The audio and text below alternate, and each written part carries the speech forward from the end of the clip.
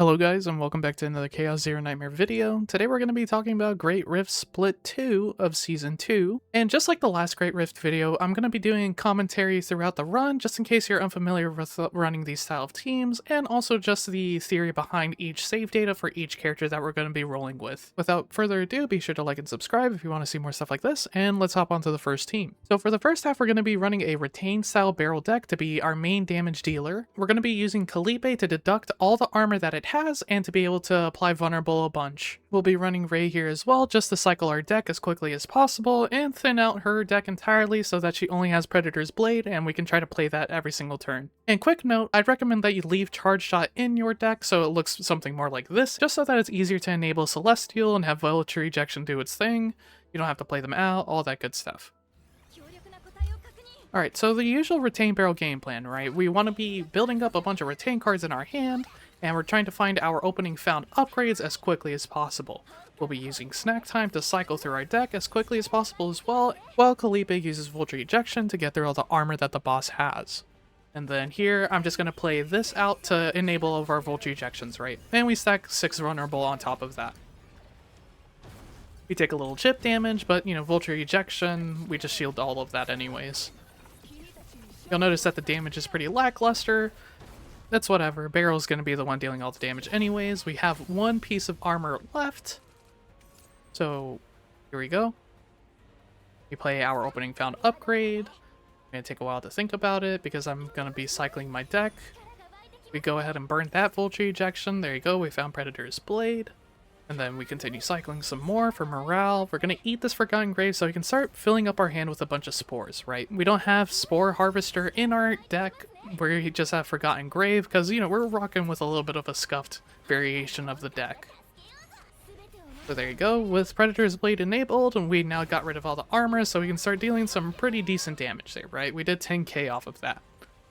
The reason why I like this team is it doesn't really interfere with the team building that we can do over on Phase 2, so our AP batteries or draw engines can all be reserved for that side. We found our final opening found upgrade, so we're going to go ahead and play that. We're going to play a Heavy Weapon Specialist, because now we can just generate a bunch of Retain cards, and Vulture Ejections are going to activate because we played that Overpower. Just a bunch of chip damage, Vulnerable stacking all over the place, Enfeeble is going to get stacked up a bunch. And we'll have Silverveil do its thing, but we're at our win condition at this point. Now it's just pass every turn, play Contaminated Spores out. Barrel having all 4 opening fountains activated so we can just retain. We can play more Vulture Ejections if we'd like, just to get even more Enfeeble and try to just rush through this phase even quicker. I go ahead and do another Overpower just to give us even more Feeble so we can try to just one-shot it this turn, instead of having to wait another turn to deal all of our damage.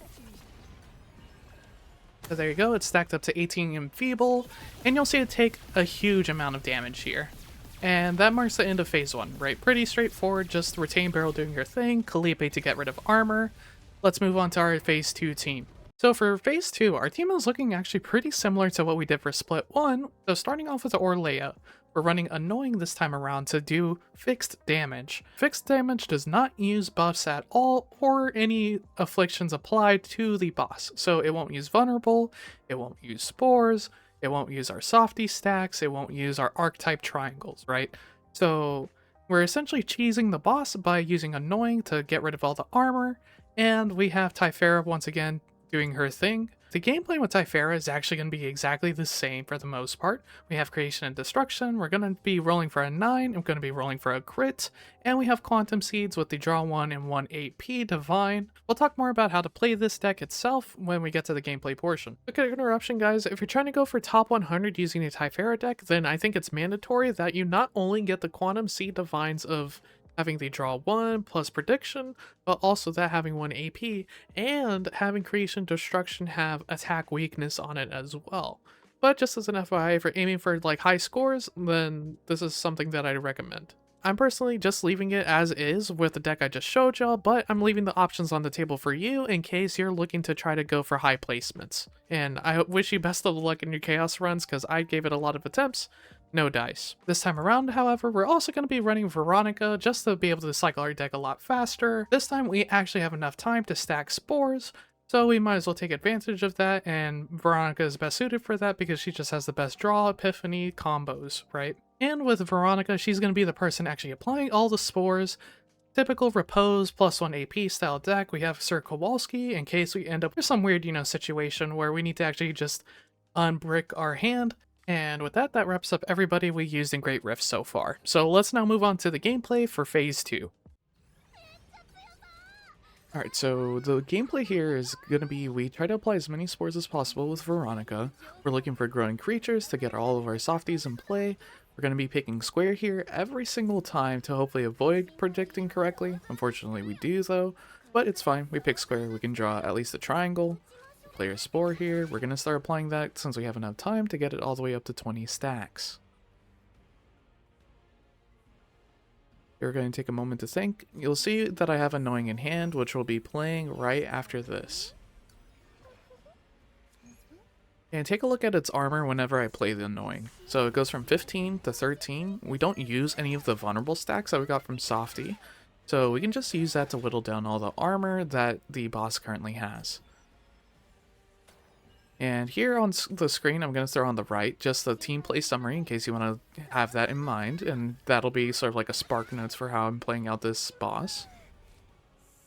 But yeah, we're going to keep cycling, using our gear bag, using our rally, just to continue finding all of our growing creatures, and then hopefully find Event Horizon. And once that's in hand, then we just play to get that up to 3 stacks. I don't have her E1. So we're going to be just getting that up to 3 stacks, and then just playing that and repeat that cycle over and over again. Eventually we'll play Creation Destruction, and hopefully go for that 9 and a crit, right? There I burn an Archetype card, which is fine. I don't really need to play the Archetype card right now. I have Dual Creation in my hand, so I can guaranteed get the 3 stacks that I need. We'll play Growth Acceleration, we'll do that onto the Softy itself.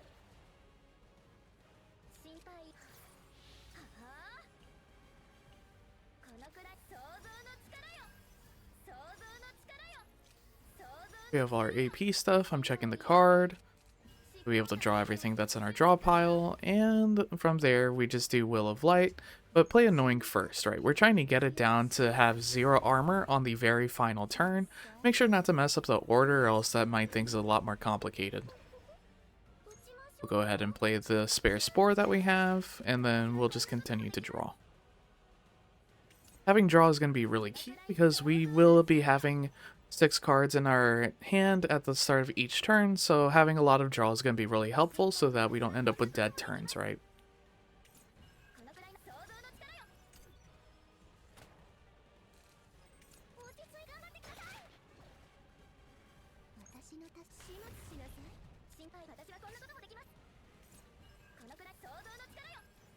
I take a look at Event Horizon, we need to stack it up even more, so we have our Repose here. And thankfully we top deck Dual Creation. We still had Kowalski as a backup, but I'm probably going to play Dual Creation here. And we're going to be playing the AP.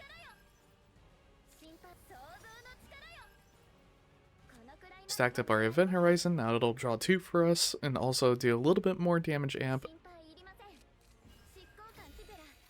I'm going to let this turn wrap up, because there's not too much more to commentate on at this point. It's just whittle the boss down with Annoying, play your Will of Lights, play your Event Horizon, play your Growth Acceleration, make sure to stack your spores, make sure not to accidentally reduce the cost of Annoying, because that could cause bad things to happen, and from there, you're just whittling it down until you time it in a way to where it has 1 armor left on your final turn. You play the Annoying, and then you can go for your giant crit. So we're going to go ahead and skip to that final turn.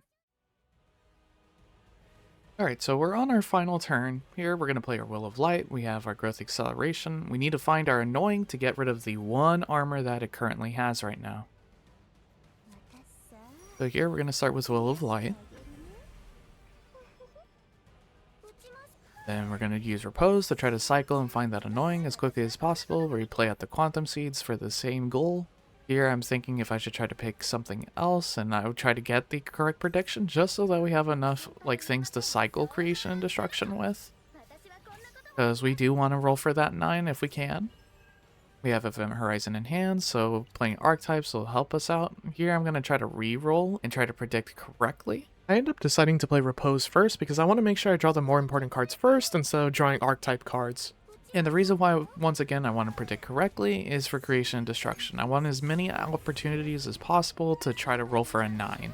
You'll notice with that final hit of Annoying, we actually break the armor, so our damage will no longer be debuffed to do literally nothing. Going back to the generating more exhaust cards thing, I definitely would not recommend this unless you're trying to really go for a higher score and you also aren't planning to do runs later, because Sands of Time is a pretty valuable resource. I do not recommend spending crystals on it. I definitely could have rewinded and played Growth Acceleration there.